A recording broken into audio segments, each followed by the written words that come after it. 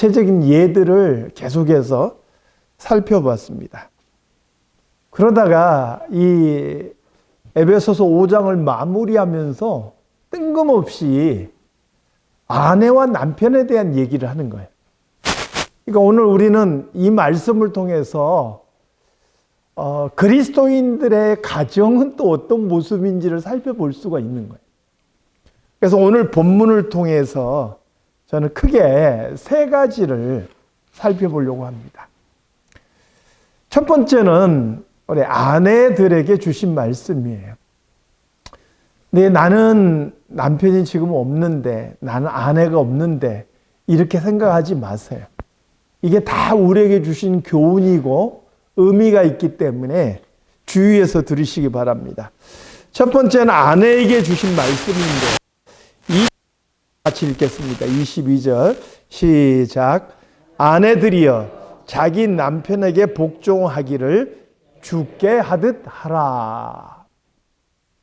아내들에게 주신 말씀인데 남편에게 어떻게 하라고요? 복종하라. 요즘에 이 말 하면은 그냥 기겁을 하는 사람들이 있을 거예요. 이건 남녀 차별 아니야. 막 이렇게 말하는 사람이 있을 거예요.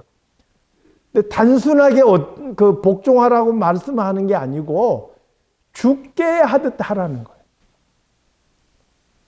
우리 주님께 복종하듯이 그렇게 남편에게도 복종하라. 그럼 왜 이렇게 복종해야 되느냐? 남편이 아내의 머리가 되기 때문이라니까.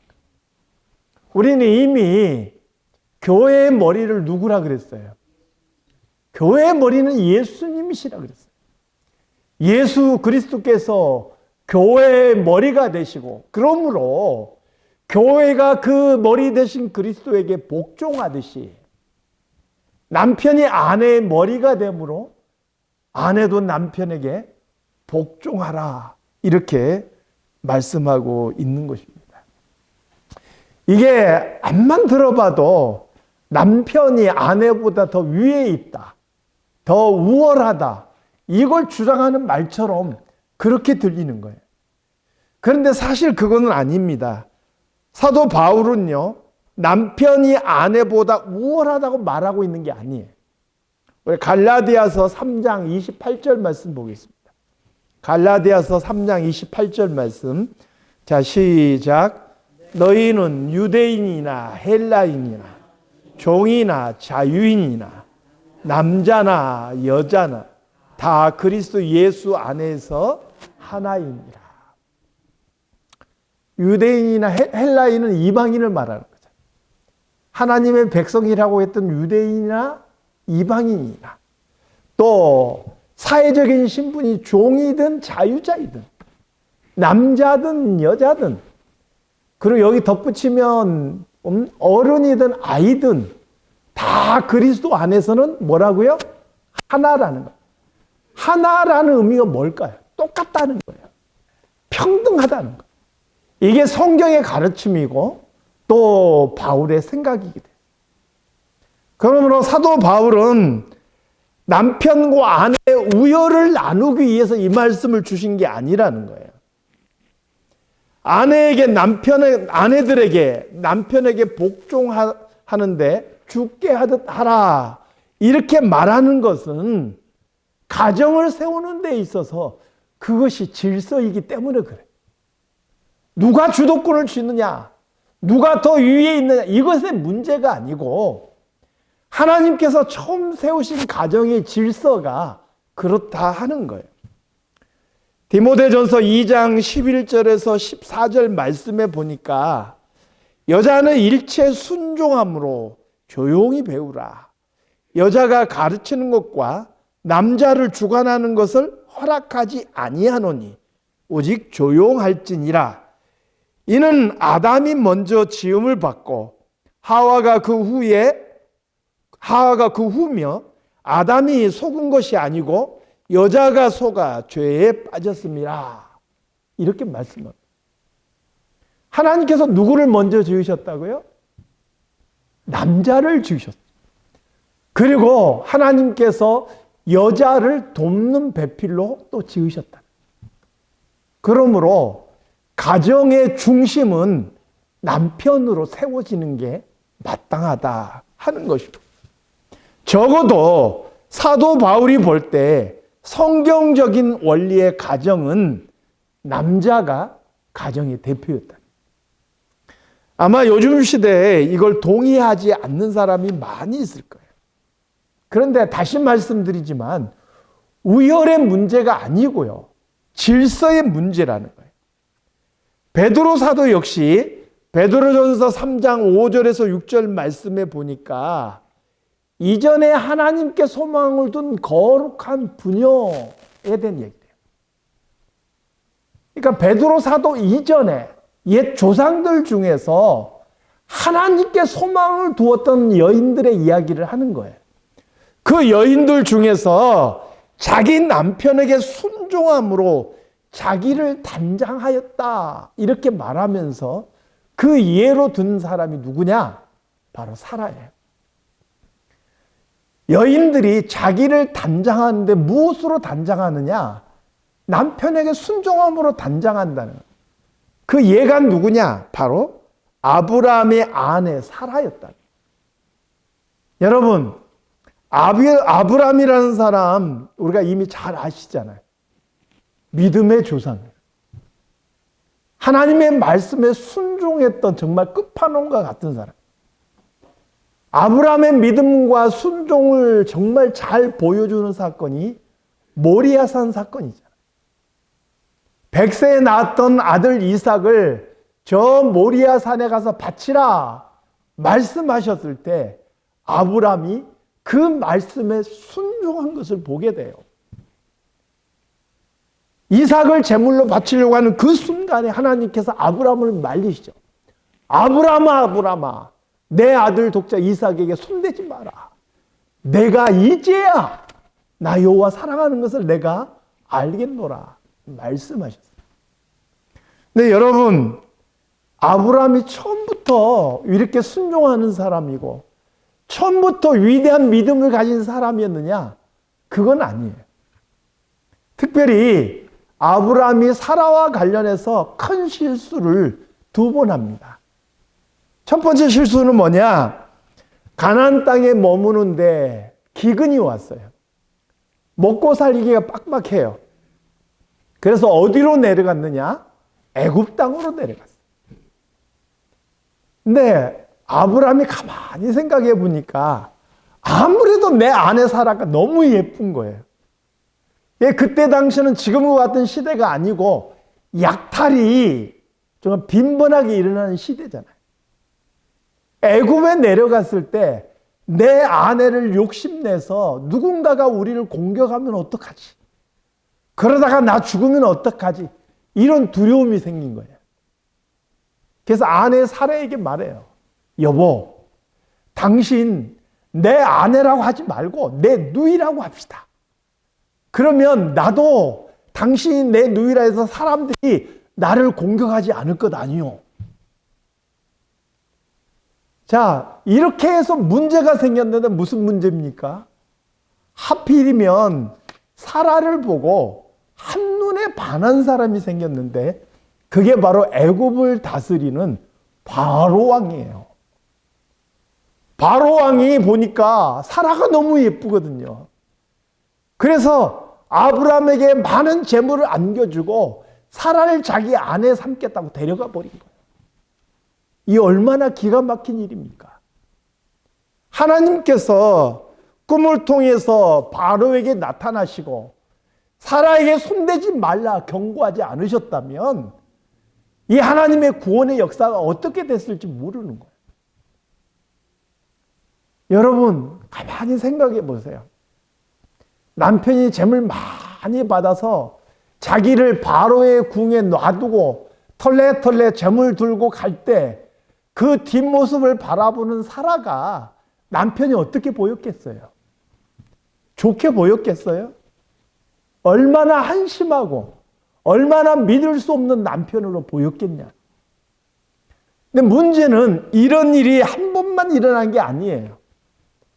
나중에 그가 기근을 만나서 다시 저 그랄 땅 블레셋 지방에 갔을 때 된 일이 발생해요.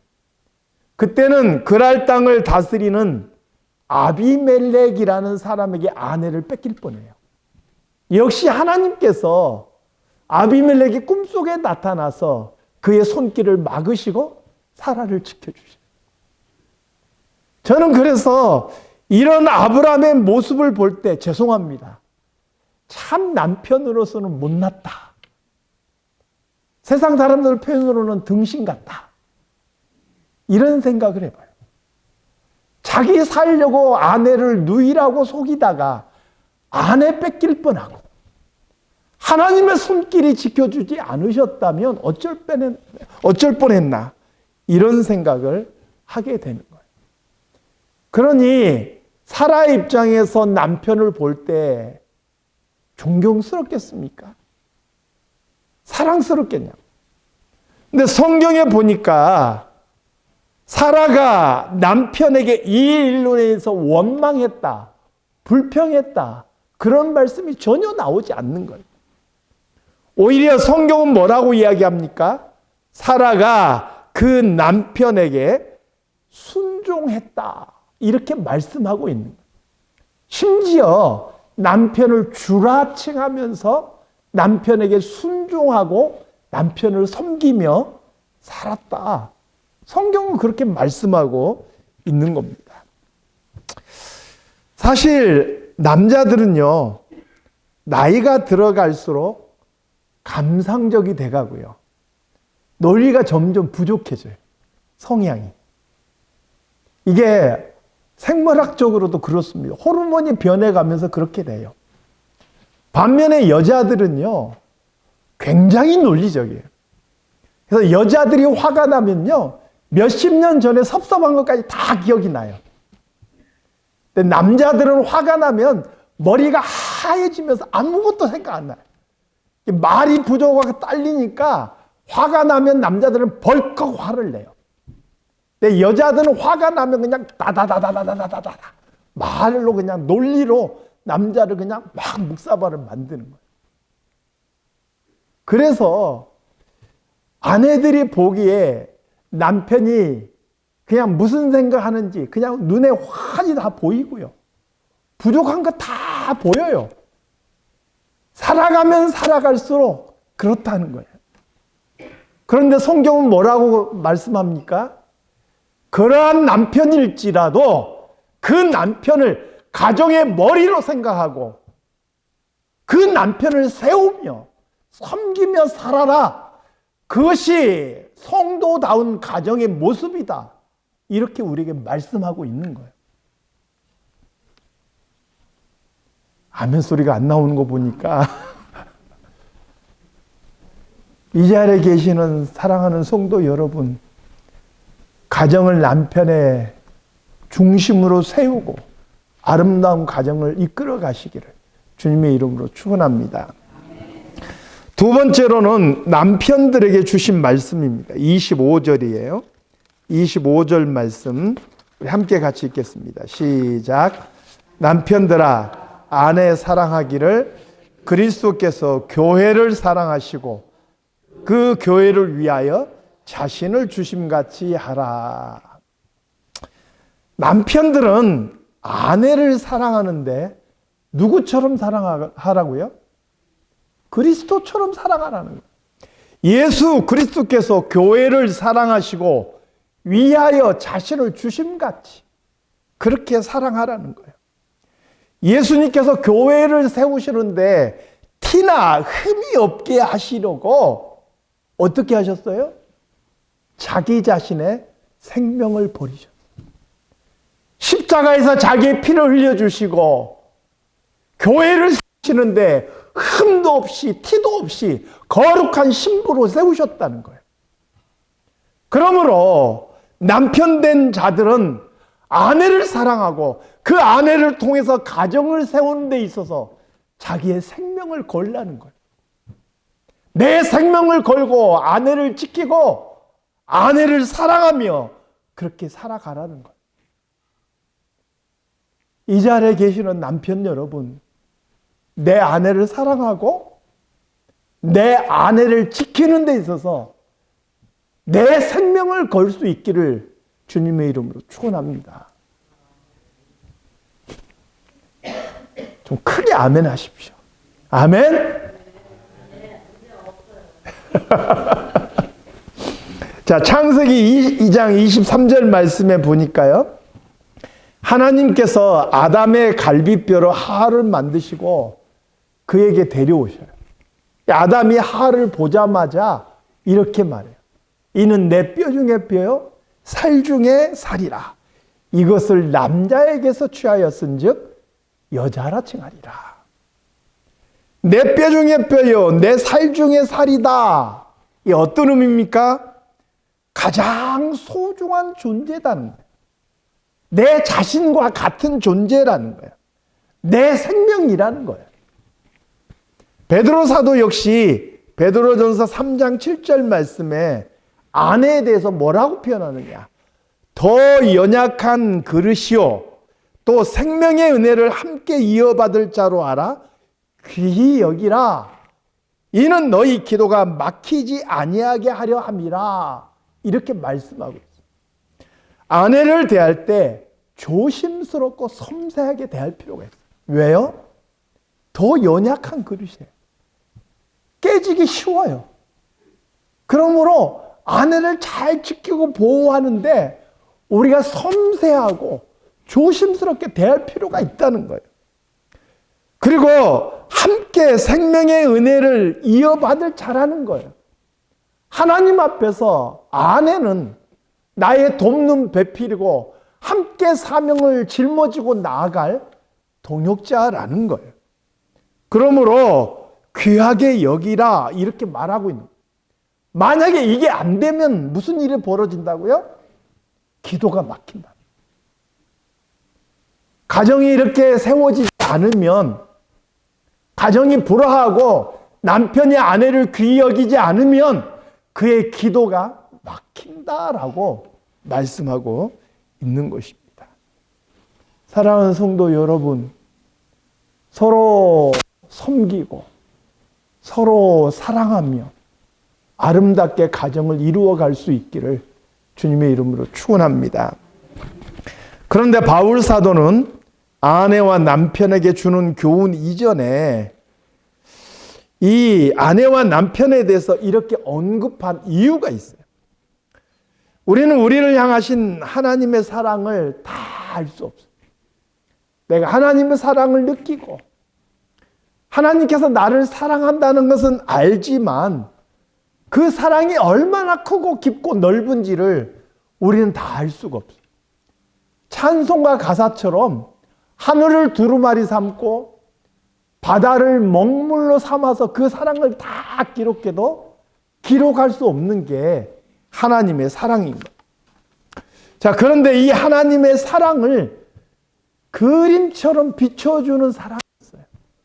그 사랑이 무엇입니까? 바로 자식을 사랑하는 부모의 사랑이에요. 마찬가지로 하나님의 비밀한 계획에 의해서 예수 그리스도께서 오셔서 십자가에 자신을 내어주시면서까지 이 땅에 교회를 세우셨습니다.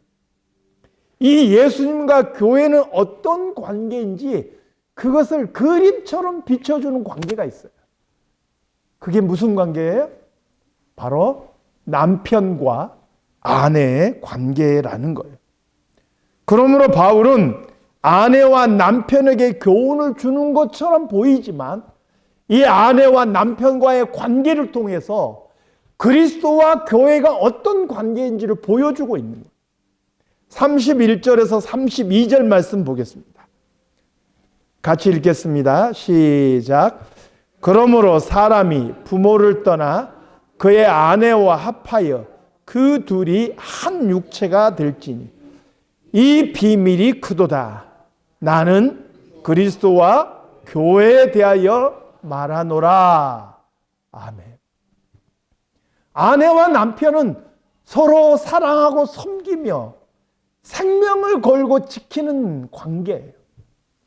그래서 성경은 뭐라고 이야기하느냐? 둘인데 합하여 하나가 되었다라고 표현했어요. 그런데 이게 비밀이라는 거예요. 이게 단순하게 아내와 남편을 이야기하는 게 아니고 교회와 그리스도에 관해서 이야기하는 거라는 거예요. 다시 말하면 교회와 그리스도는 둘이 아니라는 거예요. 교회와 그리스도는 하나라는 거예요. 그러므로 우리는 여기에서 중요한 몇 가지 사실을 깨닫게 돼요. 내가 예수님을 사랑하고 지극히 그분을 섬기기를 원한다면 가장 먼저 우리가 해야 될 게 무엇입니까? 교회를 사랑하셔야 돼요. 교회를 섬겨야 돼요. 그것이 그리스도를 사랑하고 그리스도를 섬기는 길인 줄로 믿습니다.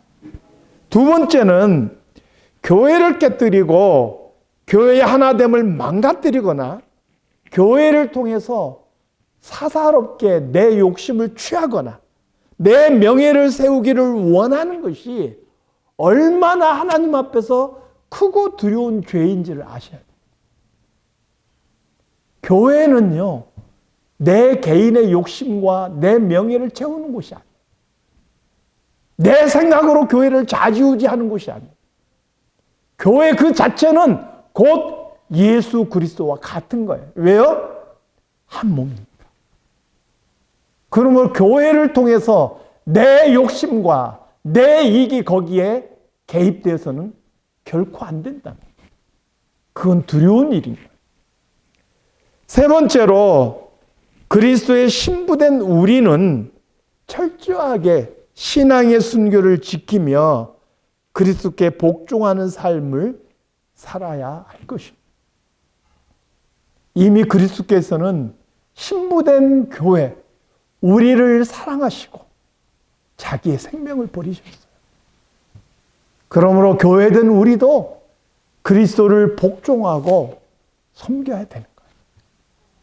마치 사라가 아브라함을 주라 부르며 그 아브라함을 섬겼던 것처럼, 그 아브라함에게 순종했던 것처럼 우리도 그렇게 주님을 섬기고 따라야 될 줄로 믿습니다.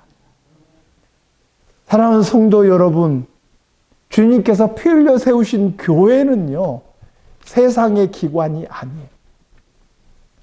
예수님께서 다시 오실 그날까지 이 땅에서 예수 그리스도의 뜻을 대신하는 하나님께서 친히 세우신 기관이 교회예요.